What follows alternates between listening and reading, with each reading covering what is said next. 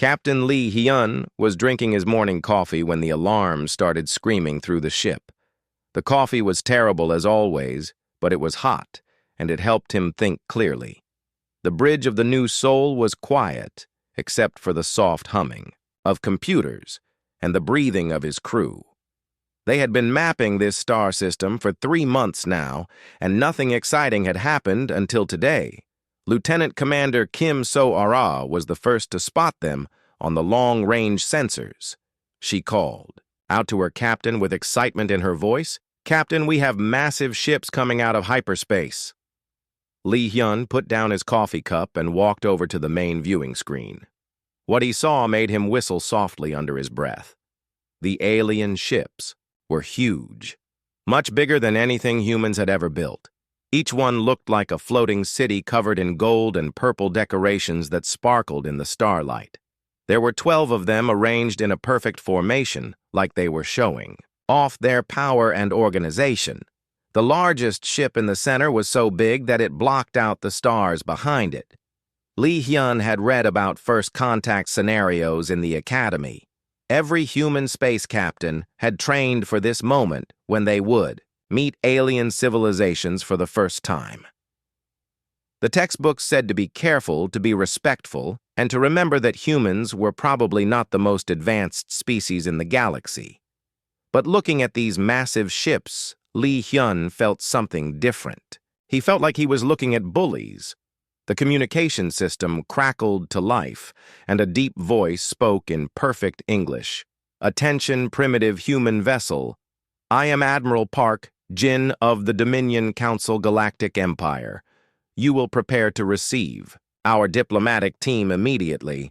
Your species has been discovered and must now follow galactic law. Lee." Hyun looked around at his crew.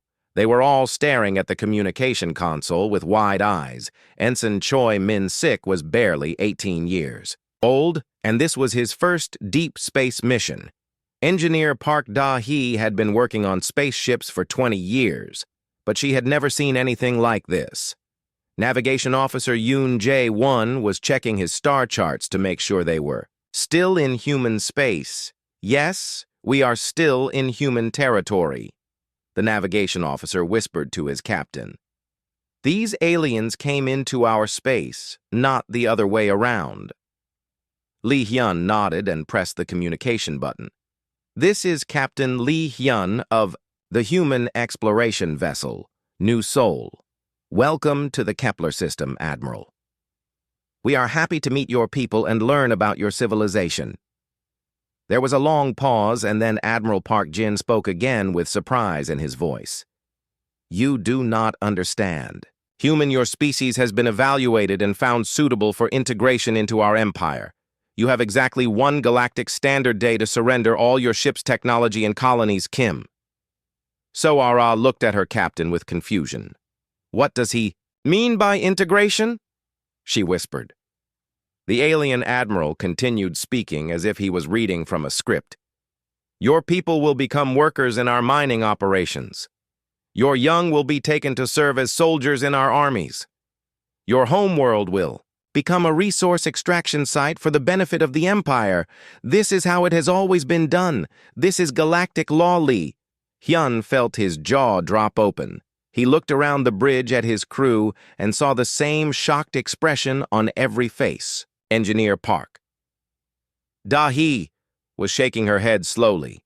Ensign Choi Min-sik looked like he might be sick.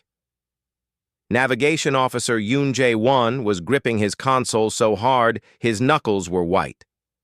The alien admiral was still talking. "We have conquered 47 different species in this galaxy. All of them understood that resistance was futile. All of them accepted their new role in the Empire peacefully. Your species will do the same. You have no choice in this matter. Kim." So-ara leaned over to her captain and whispered, "They want to make us slaves." Lee. Hyun nodded slowly. He had heard every word the alien admiral had said. The aliens wanted to take human children and turn them into soldiers. They wanted to strip mine Earth for resources. They wanted to make every human being a worker in their galactic empire, and they thought humans would just agree to this because they had bigger ships. The alien admiral continued his speech. We are a peaceful empire. We do not enjoy violence, but we have the power to destroy your entire species if you choose to resist. 47 civilizations have learned this lesson before you surrender. Is your only option, Lee. Hyun looked at his crew again. These were good people who had signed up to explore the stars and make contact with alien civilizations. They had dreamed of sharing knowledge and culture with beings from other worlds. Instead, they had found an empire that wanted to enslave humanity and steal everything humans had built. I need a moment to consider your offer, Admiral Lee Hyun said into the communication system. There is nothing to consider, the alien replied. You will surrender or you will be destroyed. This conversation is over. You have one day. The communication channel went silent. The bridge of the New Seoul was quiet except for the humming of the computers. Lee Hyun walked back to his captain chair and sat down slowly. He picked up his coffee cup, but the coffee was cold now. Captain, what are we going to do? Asked Ensign. Choi Min-sik Lee Hyun thought about everything he had heard. The aliens had conquered 47 different species. All of them had surrendered without a fight. The Empire had been doing this for thousands of years, turning entire civilizations into slaves, and nobody had ever said no to them. Then Lee Hyun thought about his own species. He thought about the human colonists on Mars who had fought for independence. He thought about the asteroid miners who risked their lives every day to build a better future. He thought about the children on Earth who dreamed of flying between the stars. He thought about every human who had ever stood up to a bully and refused to back down. A smile started to form on Lee Hyun's face. It began as a small grin, but it grew wider and wider until he was smiling so big that his cheeks hurt. Then he started to chuckle. The chuckle became a laugh, and the laugh became a deep rolling sound that filled the entire bridge.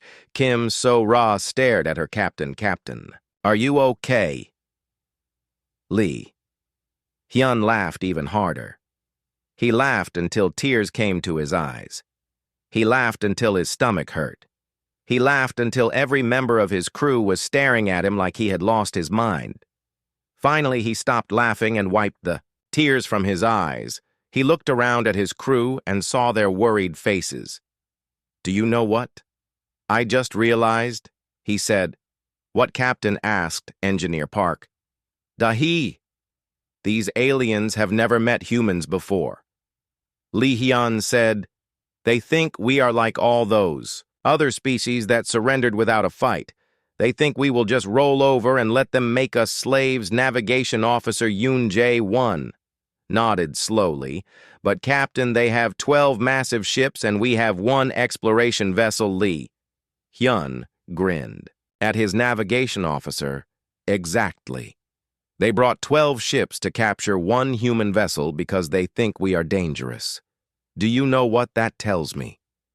What? Captain Lee Hyun stood up from his chair and walked over to the communication console. It tells me that they are afraid of us. They have been conquering species for thousands of years, and this is the first time they felt like they needed to bring their entire fleet just to talk to us. He pressed the communication button. Admiral Park. Jin, this is Captain Lee Hyun. Yes, human. Have you decided to surrender? Lee Hyun looked around at his crew and saw understanding dawning in their eyes. Kim. So-ra was starting to smile. Engineer Park, Dahi was nodding her head. Ensign Choi Min-sik was sitting up straighter in his chair.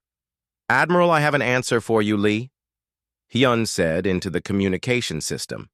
The alien admiral sounded pleased with himself. Excellent.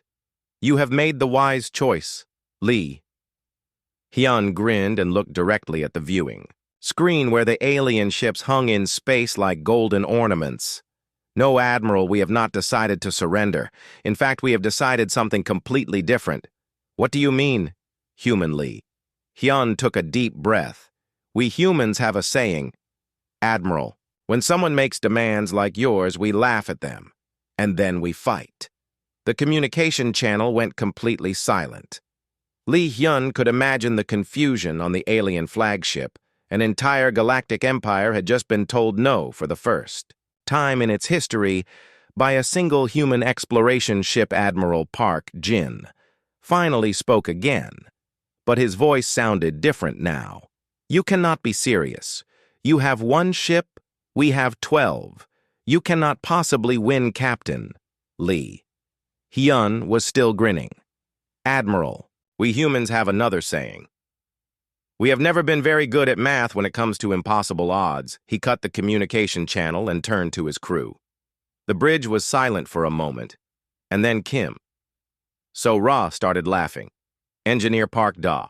He joined in, and soon the entire crew was laughing together. "Captain, what are your orders?" asked Kim. So Ra Lee Hyun sat back down in his captain chair. "Send a message to Earth. Tell them that humanity has just declared war on a galactic empire, and tell them that Captain Lee Hyun and the crew of the New Soul fired the first shot by laughing at them." The crew cheered and went to work. The first human galactic war had just begun with laughter. President Choi Min-ho was eating dinner with his family when the emergency communication came through. The red phone on his desk had never rung before in his 5 years as president of the United Earth government, but tonight it was screaming like a fire alarm.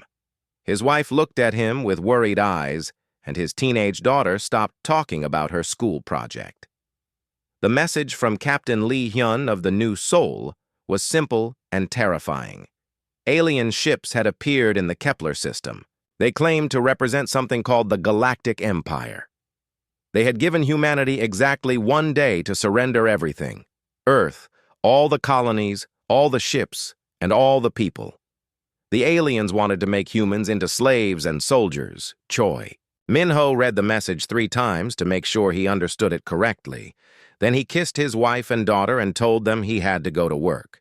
He did not tell them that this might be the last normal dinner their family would ever have together within 2 hours. Every important person in the human government was sitting in the emergency command center deep beneath the city of Seoul. General Yoon Tae-kyung was there with his military advisors. Dr. Song Hye-jin had come from the Space Research Center. Admiral Nam Da-yoon had flown in from the Luna shipyards. The room was full of the most powerful and intelligent humans alive, and they all looked scared. General Yoon Tae-kyung stood up and activated the holographic display. "The aliens have 12 ships in the Kepler system," he said. "Each ship is approximately 5 kilometers long and 2 kilometers wide. Our best estimates suggest each ship has more firepower than our entire Earth defense fleet." Dr. Song Hye-jin added her analysis based on the energy signatures we detected. "These aliens have technology that is at least 200 years ahead of ours. Their ships use power sources we do not understand. Their weapons appear to be some form of directed energy that could destroy our largest vessels with a single shot." Admiral Nam Da-eun was studying the tactical reports. "These ships appeared instantly from hyperspace, which means they have faster-than-light travel that is far superior to our best engines. If they have 12 ships here, they probably have hundreds more in other systems. We are completely outmatched." The room was quiet for a long moment. Everyone was thinking the same thing. Humanity had finally met alien life, and those aliens wanted to destroy human civilization. The smart thing to do would be to surrender immediately. Maybe if humans cooperated, the aliens would treat them well. Maybe slavery was better than extinction. President Choi Min-ho looked around the room at all the worried faces. These were good people who had spent their lives serving humanity. They had built the colonies on Mars and Europa. They had created the deep space exploration program. They had united Earth under one government for the first time in human history. And now, they were being asked to give it all away to aliens who thought humans were just another species to be conquered. "What do you recommend?" he asked. General Yoon Tae-kyung. The general looked uncomfortable. "Mr. President, from a purely military perspective, we cannot win this fight. The aliens have superior numbers, superior technology, and superior firepower. If we fight them, they will destroy us, Doctor. Song Hai-jin nodded in agreement.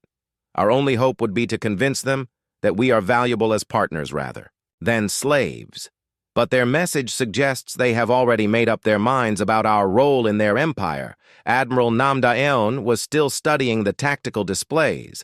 Mr. President, I have spent my entire career preparing to defend humanity from threats, but I have never seen anything like this.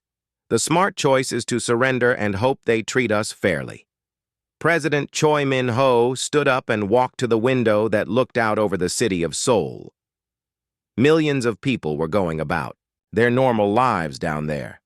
They were working and studying and falling in love and raising children. They had no idea that their entire civilization was about to change forever. He thought about his own daughter who wanted to be a space pilot. Someday, she dreamed of flying to distant stars and discovering new worlds. If humanity surrendered to this galactic empire, she would never get that chance. She would spend her life working in alien mines or fighting alien wars. Mr. President, what are your orders asked? General Yoon Tai Kyung Choi Min. Ho turned around and looked at each person in the room one by one. These aliens think they know everything about humans because they have conquered other species before. They think we will surrender, just like everyone else has. They think we are weak and scared and willing to give up everything to save our lives. He walked back to the conference table and put his hands on it. Are they right? Are we weak? Are we scared? Are we willing to become slaves to save our lives? No one answered, but he could see the fire starting to kindle in their eyes. I have been thinking about human history, he continued. We have never been good at surrendering. When the British tried to tax our American colonies, without representation, we fought a war for independence. When Hitler tried to conquer Europe, we fought until we won. When anyone has ever tried to make humans into slaves, we have always chosen to fight. Song Hai-jin spoke up quietly. Mr. President, the odds against us are impossible. President Choi Min-ho smiled at her. Dr. Humans have been fighting impossible odds since we learned to stand upright. We fought saber-toothed tigers with wooden spears. We crossed oceans in tiny boats. We went to the moon with computers less powerful than a modern wristwatch. We have never let impossible odds stop us before. He pressed the emergency broadcast button that would send his message to every human colony and ship in known space citizens of Earth. And all human colonies, this is your president. We have been contacted by an alien empire that demands our surrender. They want to make us slaves. They want to take our children. They want to strip mine, our worlds. The room was completely silent. Everyone was listening to history being made. I want every human ship to return to Earth immediately. This is not a retreat. This is a gathering. I want every military officer to report for duty. I want every factory to start producing weapons and armor. I want every human being to prepare for war. General Yoon Tai Kyung was staring at his president. Mr. President, we cannot possibly win this fight. President Choi Min-ho looked directly at him. General, maybe we cannot win, but we can make these aliens remember humanity forever. If we are going down, we are going down fighting. And who knows, maybe we will surprise them, Admiral Nam. Da-yun was nodding slowly. Mr. President, if we are going to fight, we need to do it smart. These aliens have bigger ships and better weapons, but they have never fought humans before. They do not know how we think or how we fight. Exactly said President Choi Min-ho. Admiral, you are now in command of all human military forces. I want you to prepare the most unconventional defense. In human history, do not fight them the way they expect to be fought. Fight them the way only humans know how.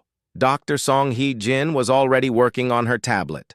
Mr. President, I can have our best scientists analyzing their technology within hours. If we can find any weaknesses, we will exploit them. General Yoon Tai Kyung stood up straighter. Mr. President, If we are going to war, then we need to mobilize every human being, men, women, young, and old. Everyone needs to be part of this fight. President. Choi Min-ho looked around the room and saw that the fear had been replaced by determination. These people were scared, but they were also angry. They were angry that aliens thought they could just take everything humans had built. They were angry that some galactic empire thought humans would just roll over and surrender. The communication system activated and Captain Lee Hyun's voice came through. Mr. President, this is the new Seoul. The alien admiral is demanding an answer to his ultimatum. What should I tell him? President Choi Min-ho smiled and pressed the communication button. Captain Lee Hyun, tell Admiral Park Jin that the President of Earth has a message for him.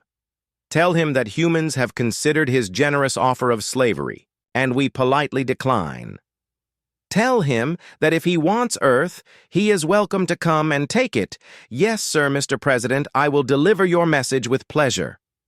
The communication ended, and President Choi Min-ho looked around the room at his advisors. 72 hours, we will either be free or we will be dead. But we will never be slaves, General Yoon Tae. Kyung saluted his president. Mr. President, humanity will fight. Admiral Nam Da-yoon saluted as well. Mr. President, humanity will never surrender, Dr. Song Hye-jin was already heading for the door to begin her work. Mr. President, humanity will win. President Choi Min-ho watched them go and then looked out the window again at the city below. Tomorrow those people would wake up to learn that their world had changed forever, but they would also learn that their government had chosen to fight rather than surrender. They would learn that humanity valued freedom more than safety. The war for human independence had begun. Captain Jang Woo-jin had been staring out at the stars for 3 hours, waiting for the alien fleet to arrive. His destroyer, the Busan Pride, was one of 40 human ships positioned around Luna Station in what Admiral Nam Da-eun called a defensive formation, but looked like complete chaos to anyone else. Human ships were scattered all over the place like someone had thrown dice across a table. Lieutenant Park. Si-young was his weapons officer, and she had been checking their missiles every 10 minutes for the past day. Captain, do you really think this plan will work? She asked for the 20th time. Jang Woo-jin looked at the young officer who was barely 25 years old. Most of his crew were volunteers who had signed up when president. Choi Min-ho declared war on the Galactic Empire. They were farmers and students and factory workers who had never been in a real battle before, but they all had something the aliens did not understand. They were angry. I do not know if it will work, he told her honestly. But I know that Admiral Nam Da-eun is the smartest military officer humanity has ever produced. If anyone can figure out how to beat ships that are 10 times bigger than ours, it is her on the other side of the battle formation. Captain Bae Ye-jin was making final preparations on her converted mining ship, the Soul Hammer. She had spent 15 years working in the asteroid belts and knew more about moving big rocks through space than anyone alive. Her ship was not designed for combat. But Admiral Nam Da-eun had asked her to be part of the battle plan anyway. Chief Engineer Ko Min-jung was worried about their improvised weapons systems. Captain, these mining lasers were never meant to be used as weapons. If we push them too hard, they might explode. Bae Ye-jin was checking the asteroid cargo they had loaded into their holds. Chief, those aliens want to make slaves out of my daughter. If our ship explodes while we are fighting them, that is better than letting her grow. Up in chains, the alien fleet appeared exactly when Admiral Nam Da-eun predicted they would. 12 massive ships materialized out of hyperspace in perfect formation like a wall of gold and purple death. The largest ship was in the center, and it was so big that it cast shadows on the smaller vessels around it. Admiral Park Jin opened communication channels to all human ships. Attention, human vessels. This is your final opportunity to surrender. You are outnumbered and outgunned. Resistance will only lead to unnecessary death. Admiral Nam Da-eun was commanding the human fleet from Luna Station itself. Her response was broadcast on all frequencies, so every ship in both fleets could hear her clearly. Admiral Park Jin. This is Admiral Nam Da Yoon of the Human Defense Force. I have a message for you from the people of Earth. What is your message? Human Admiral Nam Da Yoon had studied ancient human history for her entire career. She knew about every great battle where free people had faced overwhelming odds. There was a phrase that warriors had used for thousands of years when enemies demanded surrender: come and take them. She said, using words that had echoed through human history whenever people chose to fight rather than submit. Communication channel went silent for a moment, and then Admiral Park Jin spoke again with anger in his voice. Very well, human. Your species will learn the same lesson as the 47 civilizations before you. The alien ships began moving forward. In their perfect formation, their energy weapons started charging, and space around them began to glow with deadly power. The aliens had fought this same battle dozens of times before, and they knew exactly how it would end.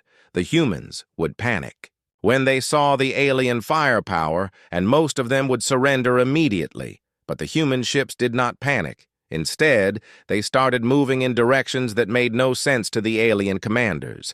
Some ships flew directly toward the alien fleet, like they were planning suicide attacks. Others scattered in all directions, as if they were running away. Still others began moving in wide circles around the battle area. Captain Jang Woo-jin received his orders from Admiral Nam Da-yoon and grinned. Attack Pattern 7. He called to his crew. Prepare for close-range assault, Lieutenant Park. Si Young looked confused. Captain, Attack Pattern 7 is a suicide charge. That is exactly what the aliens think it is, Jang Woo-jin replied. But Admiral Nam Da-yoon taught us that sometimes the best way to survive is to do something so crazy that your enemy cannot predict it. The Busan Pride accelerated toward the alien flagship, along with 5 other human destroyers. The aliens opened fire with their energy weapons, and space lit up with beams of destruction that could cut through a human ship like a hot knife through butter. But the human ships were not flying in straight lines. They were weaving and spinning and changing direction so quickly that the alien weapons could not get a solid lock on them. At the last possible moment, when it looked like the human ships were going to crash into the alien flagship, they split apart and attacked from 6 different directions simultaneously. The aliens had been expecting a direct frontal assault, but instead found themselves being shot at from above and below, and from both sides. Captain Bae Ye-jin was executing her own part of the battle plan. She had positioned the Soul Hammer near a small asteroid field that human ships had been mining for raw materials. The aliens thought she was trying to hide behind the rocks, but she was actually preparing to use them as weapons, mining ship Soul Hammer.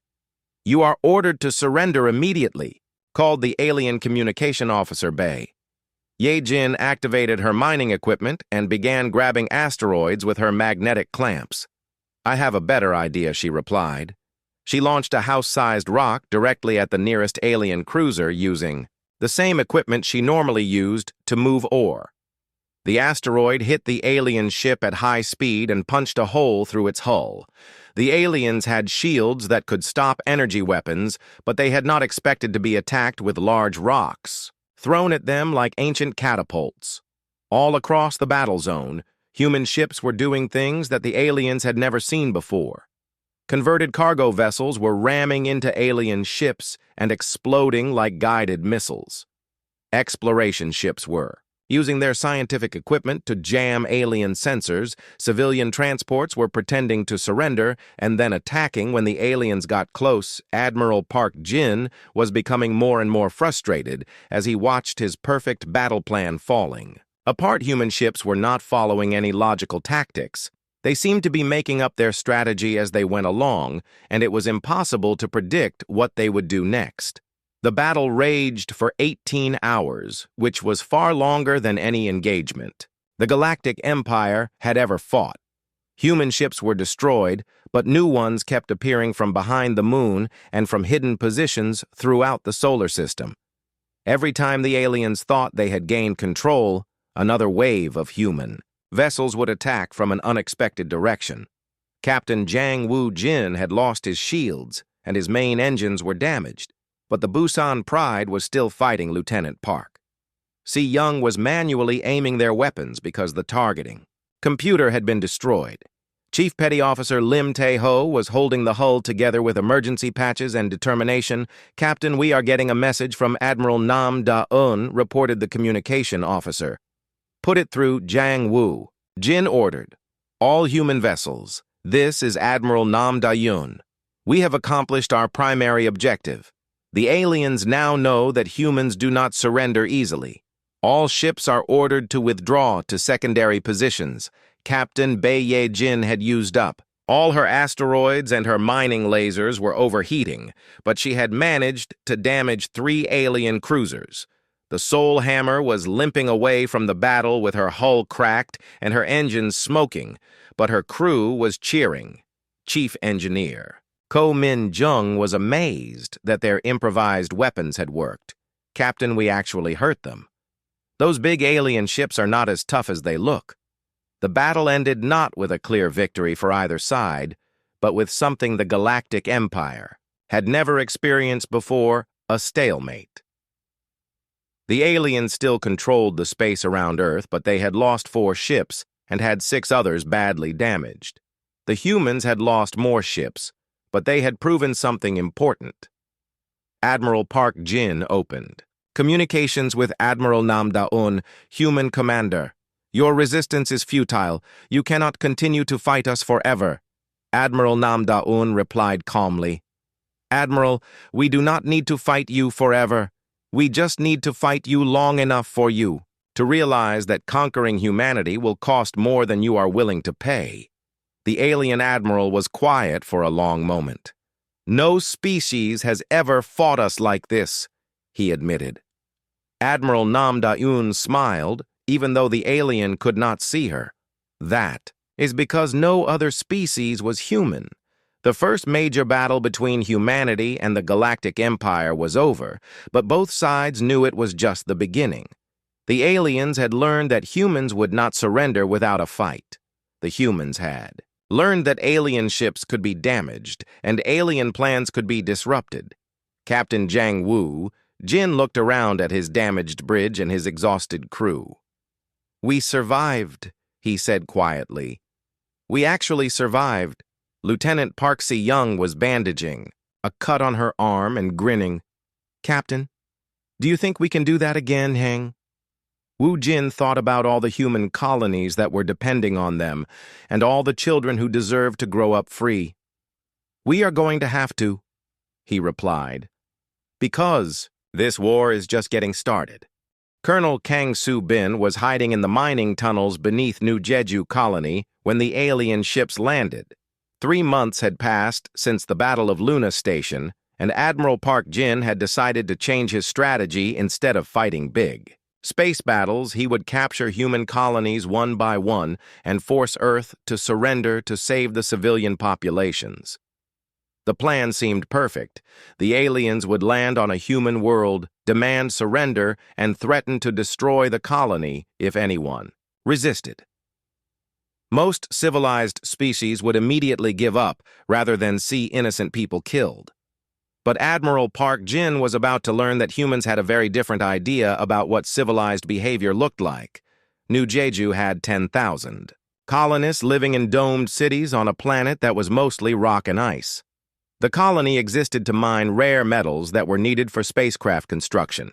When the alien fleet arrived, the colonial governor officially surrendered and told all civilians to cooperate with the occupation forces. But Colonel Kang Soo-bin had been expecting this day for years. She had spent her time on New Jeju training civilian volunteers in guerrilla warfare tactics. She had mapped every tunnel and cave system on the planet. She had hidden weapons and supplies in secret locations throughout the mining complex. And most importantly, she had taught the colonists that sometimes the best way to surrender was to pretend to give up the aliens established their command center in the main colony dome exactly as she had predicted.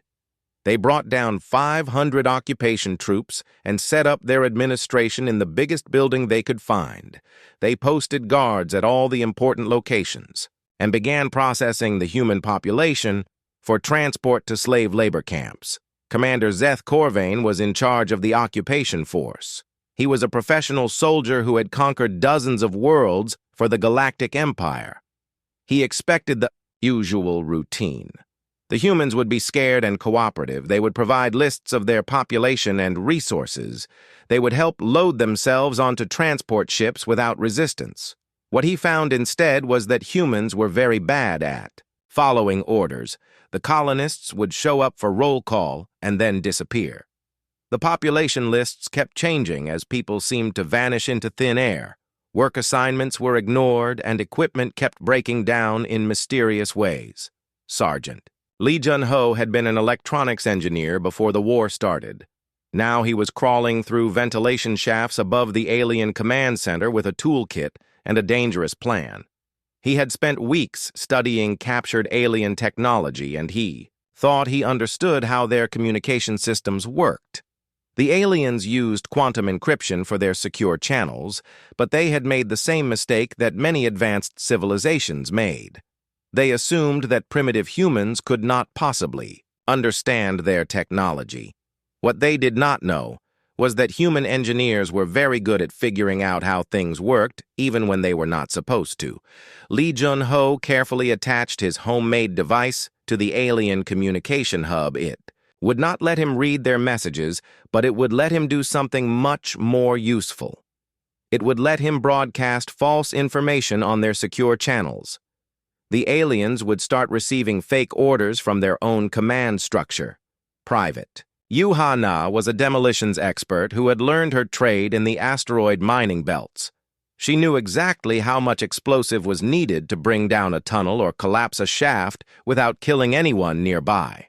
Her job was to make the alien occupation as expensive and frustrating as possible. The aliens had taken over the main power plant and were using it to run their command center. But the power plant was connected to the mining operation through hundreds of kilometers of underground cables. Yu Ha-na had been crawling through maintenance tunnels for days, planting small charges that would cut power at random times. When the lights went out in the alien command center, Commander Zeth Corvain assumed it was just a technical problem when it happened again the next day. He thought it might be sabotage. When it happened every day for a week, he realized that the humans were fighting back in ways he had never seen before. Colonel Kang Soo-bin was coordinating the resistance from a command post deep in the mining tunnels. The aliens controlled the surface, but they had no idea what was happening underground. She had 300 volunteers organized into small teams that could strike anywhere and disappear before reinforcements arrived. Resistance fighters were not professional soldiers. Most of them were miners and farmers and teachers who had decided that living under alien rule was worse than dying in a tunnel. But they all understood their home planet better than any alien could ever learn. They knew which passages connected to which tunnels. They knew where the water pipes ran and where the air recycling systems could be accessed. 12-year-old Kim Yoo-jin was one of their most valuable assets. The aliens did not suspect children of being resistance fighters, so she could walk through the colony freely collecting information. Her job was to count alien troops and observe their patrol patterns. She would sit in the cafeteria pretending to do homework while listening to alien guards talk about their duties. The aliens began to realize they had a problem when their supply convoys started getting attacked on the roads between the landing site and the colony. Mining equipment would be destroyed overnight. Guard posts would be bombed just enough to make them unusable without killing anyone. Alien soldiers would find their weapons missing when they woke up in the morning. Commander Zeth Corvain called for reinforcements from the fleet in orbit Admiral. Park Jin sent down another 500 troops and ordered them to search every building in the colony for resistance fighters. What they found was that every human civilian looked exactly like a resistance fighter because they were all resistance fighters. The alien soldiers would arrest suspected rebels during the day and lock them up in detention facilities. By morning, the prisoners would be gone and the guards would be found tied up with notes pinned to their uniforms that said things like, "Thanks for the weapons," or "Your friends are sleeping safely in the tunnels." On. The agricultural world of New Andong. The story was similar. Commander Shin Dong-wook had organized the farming communities into a resistance network that covered 3 continents. The aliens thought they were occupying a peaceful planet full of farmers who would quietly grow food for the Galactic Empire. What they found instead was that human farmers knew more about guerrilla warfare than most soldiers. Farming required detailed knowledge of weather and soil and timing. Any farmer who could successfully manage a 1,000-acre crop could certainly manage a resistance cell. The same skills that made someone good at growing food made them good at planning ambushes. The aliens would patrol the farming districts during the day and see nothing but peaceful agricultural work. But at night, the farmers would become fighters attacking alien supply dumps and communication stations. They would plant explosive devices that looked like rocks or tree stumps. They would poison alien food supplies with chemicals that would make the soldiers sick, but not kill them. Resistance Fighter Park. So Young was a veterinarian who had become an expert in biological warfare against aliens. She discovered that many alien species were allergic to plants that were common on human worlds. She began contaminating alien air filters with pollen that would make their soldiers sneeze and cough until they could barely function. Galactic Empire had conquered thousands of worlds, but they had never faced an enemy like humanity. Previous species had military forces that could be defeated in battle. Once the organized resistance was destroyed, the civilian population would accept occupation and get on with their lives under alien rule. But humans did not separate military and civilian the way other species did. When the human military was defeated, the human civilians kept fighting. When the government surrendered, the people ignored the surrender. When their leaders were captured, new leaders emerged from the general population. Admiral Park. Jin was receiving reports from dozens of occupied worlds, and they all told the same story. Human colonies that had officially surrendered were still fighting back. The civilian populations were organized into resistance networks that seemed to include everyone from small children to elderly grandparents. The cost of occupying human worlds was becoming enormous. The aliens had to maintain large garrison forces on every planet they captured. They had to guard every supply convoy and patrol every road. Their soldiers were exhausted from fighting an enemy they could not see and could not predict. Commander Zeth Corvain sent a message to Admiral Park.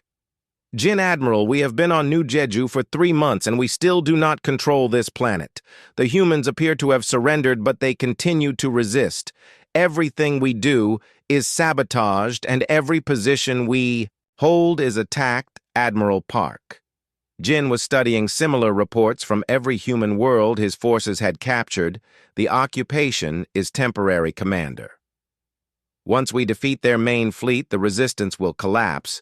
But Colonel Kang Soo-bin had no intention of letting the resistance collapse. She was planning something that would show the Galactic Empire exactly what human determination looked like. She was going to take back her planet one tunnel at a time and show every species in the galaxy that humans never really surrendered. The underground war was just beginning, and the aliens were about to learn that conquering a planet was much easier than holding it when the people who lived there. Captain Oh Se-hun was floating in complete darkness inside his stealth ship, the ghost of Incheon waiting for the perfect moment to strike. 6 months of war had taught the humans many things about their alien enemies, but the most important lesson was that the Galactic Empire depended on massive supply lines to keep their fleets operating. The Ghost of Incheon was one of 50 new ships that human engineers had built specifically for this war. They were small and fast and almost invisible to alien sensors. The ships used technology that humans had learned by studying captured alien equipment, but they were designed around human ideas about how space warfare should work. Lieutenant Commander Ryu Hae-won was his tactical officer, and She had been monitoring alien communications for 3 days. Captain, the supply convoy is exactly where our intelligence said it would be. 12 transport ships with light escort heading for the depot in the Kepler 442 system Osehun checked his instruments one more time. The mission they were about to attempt was the most dangerous operation in human military history. Admiral Nam Da-yoon had spent months planning this attack, and it required perfect timing from hundreds of different units scattered across dozens of star systems. The alien supply depot contained enough resources to keep the invasion fleet operating for 5 more years.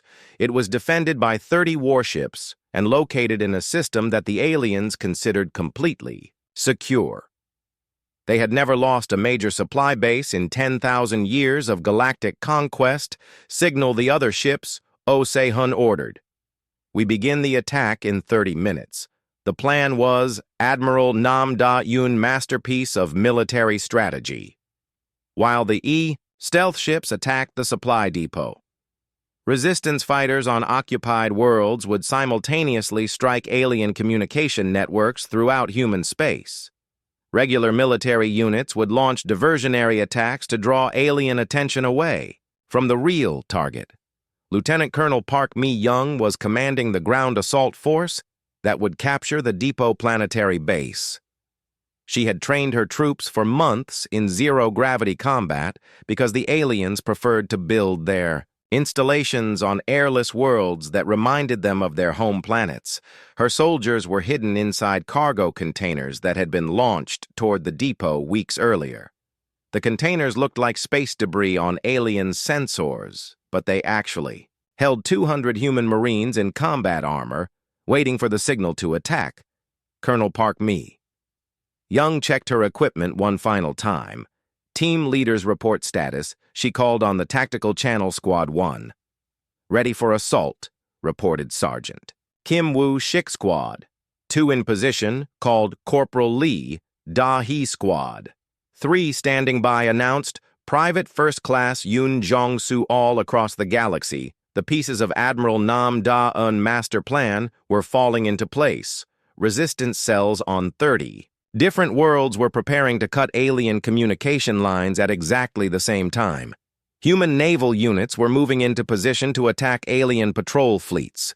Regular ground forces were getting ready to launch coordinated strikes against alien bases.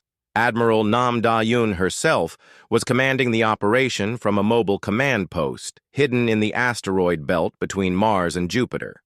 She had studied every detail of alien military doctrine and found the one weakness that could bring down their entire invasion. She had discovered that the Galactic Empire had never fought an enemy that could attack everywhere at once.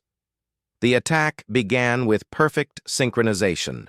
At exactly 0800 hours, Galactic Standard Time, 50 human stealth ships appeared out of nowhere around the alien supply depot.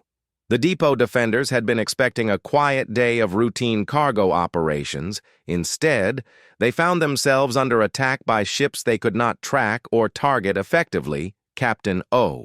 Sehun brought the Ghost of Incheon out of stealth mode, directly above the largest transport ship. Target their main engines, he called to his weapons officer. We want to disable them, not destroy them. The human stealth ships were small, but they carried weapons designed specifically to fight alien vessels. Instead of trying to match alien firepower, the humans had built weapons that exploited weaknesses in alien ship design.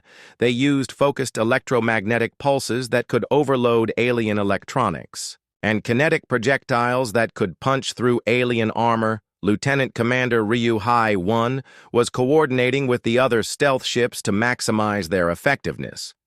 Captain, we have disabled 6 transport ships and 2 escort vessels. The aliens are trying to call for reinforcements, but something is jamming their communications. At the same moment, resistance fighters throughout human space were cutting alien communication cables and overloading alien transmitters. Sergeant Lee Jun Ho-on New Jeju had spent months preparing for this moment. He activated his electronic warfare equipment and began broadcasting false signals on every alien frequency he could access. The aliens were discovering that all their communication networks were either jammed or feeding them incorrect information. Admiral Park Jin was trying to coordinate a response to the attack on the supply depot, but half his messages were not getting through, and the other half were being answered with fake confirmations. Lieutenant. Colonel Park Mi-young launched her assault on the depot planetary base exactly as planned. Her Marines came out of their cargo containers with weapons ready and attacked the alien defenders from 6 different directions simultaneously. The aliens had been expecting an attack from space, but they were not prepared for ground troops to appear inside their perimeter. The battle for the supply depot was brutal and fast. The alien defenders were professional soldiers with excellent equipment, but they had never faced human Marines in close combat. Human soldiers had trained for this their entire lives, and they fought with a desperation that alien troops could not match. Sergeant Kim Woo-shik led his squad through the alien command bunker, using explosives to blast through armored doors. The aliens inside were trying to coordinate the defense of the entire facility, but they kept losing contact with their units as human soldiers systematically destroyed their communication equipment. Corporal Lee Da-hee and her team captured the main computer center and began downloading everything they could find about alien military operations. The information they collected would help human intelligence officers plan future attacks against alien positions throughout the galaxy, private first class. Yoon Jong-soo was part of the team that secured the main storage areas. The depot contained advanced alien weapons and technology that human scientists had never seen before. Everything they captured would be studied and reverse-engineered to give humanity better tools for fighting the Galactic Empire. The ground assault lasted exactly 4 hours, and when it was over, Lieutenant Colonel Park Mi-young was standing in the alien command center, with 200 prisoners and enough captured equipment to fill a dozen transport ships. Her casualties were surprisingly light because the human attack had been so well coordinated that the aliens never had a chance to organize an effective defense captain. Hun received the signal that the ground assault had succeeded. All stealth ships, this is Ghost of Incheon. The depot is ours. Begin Phase 2 of the operation. Phase 2 involved something that no alien species had ever attempted. Before, the humans were going to steal the entire supply depot. They had brought their own transport ships hidden among the wreckage of the battle, and they were going to take everything valuable back to human space. The psychological impact of losing the supply depot was devastating to the Galactic Empire. Admiral Park Jin had to explain to his superiors how a primitive human force had successfully attacked the most secure facility in their territory. The other conquered species began to whisper that maybe the mighty Galactic Empire was not as invincible as it claimed to be. But the real victory was not just the supplies and equipment that humanity captured. The real victory was proving that the Galactic Empire could be defeated. Admiral Nam Da-yoon had shown every species in the galaxy that the aliens were not gods and their technology was not magic. They were just another military force that could be outfought and outthought by people who refused to give up. Admiral Park Jin called for a meeting with Admiral Nam Da-eun under a flag of truce. Human commander, you have won this battle, but you cannot win this war. We have resources from thousands of worlds and fleets that number in the millions of ships. Admiral Nam Da-eun met him at a neutral location, and her response was simple. Admiral, 6 months ago you thought you could conquer humanity in a single day. Today you are asking for a meeting because you lost your primary supply depot. What do you think will happen in another 6 months? The alien admiral was quiet for a long moment, finally admitting something that no Galactic Empire officer had ever said before. You fight differently than other species, Admiral. Nam Da-yoon smiled. We fight like humans, Admiral, and now the whole galaxy knows that humans do not surrender. The turning point of the war had been reached. The Galactic Empire was still powerful, but they were no longer invincible. Other conquered species were beginning to believe that resistance might be possible. The balance of power in the galaxy was starting to shift, and it would never shift back. The war officially ended 18 months after it began, but not with a traditional surrender ceremony. Admiral Park Jin found himself in the unprecedented position of negotiating with a species that had refused to be conquered. The meeting took place on a neutral space station in the Alpha Centauri system, with representatives from dozens of galactic civilizations observing the proceedings. President Choi Min-ho led the human delegation, accompanied by Admiral Nam Da-un and Dr. Song. Hyejin, they had not come to beg for peace or accept limited autonomy within the Galactic Empire. They had come to establish humanity as an independent power that would be respected throughout the galaxy. The terms of the peace agreement were revolutionary. Humanity would maintain complete sovereignty over all human worlds and space routes. The Galactic Empire would recognize human territory as permanently off-limits to imperial expansion. Most importantly, any species that wished to leave the Empire and join the human alliance would be free to do so. The psychological impact of humanity's victory rippled throughout the galaxy. Captain Kim Tae-ho became the first human ambassador to the Galactic Council, where he spent his time encouraging other species to demand better treatment from their imperial overlords.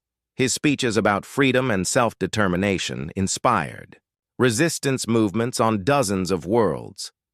Within 5 years, the Galactic Empire had lost nearly half of its territory. Species that had served as slaves for millennia declared independence and formed their own governments. The rigid hierarchical structure that had maintained galactic order for 10,000 years crumbled as conquered peoples learned that resistance was possible. Humanity became the center of a new galactic alliance based on voluntary cooperation, rather than forced submission.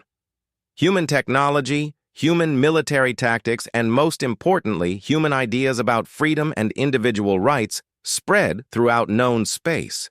The galaxy would never again be ruled by a single empire that treated entire species as property. The story that began with laughter in the face of overwhelming odds ended with the transformation of galactic civilization itself. Humans had not just won their independence. They had proven that any people willing to fight for their freedom could triumph over tyranny, regardless of the odds they faced.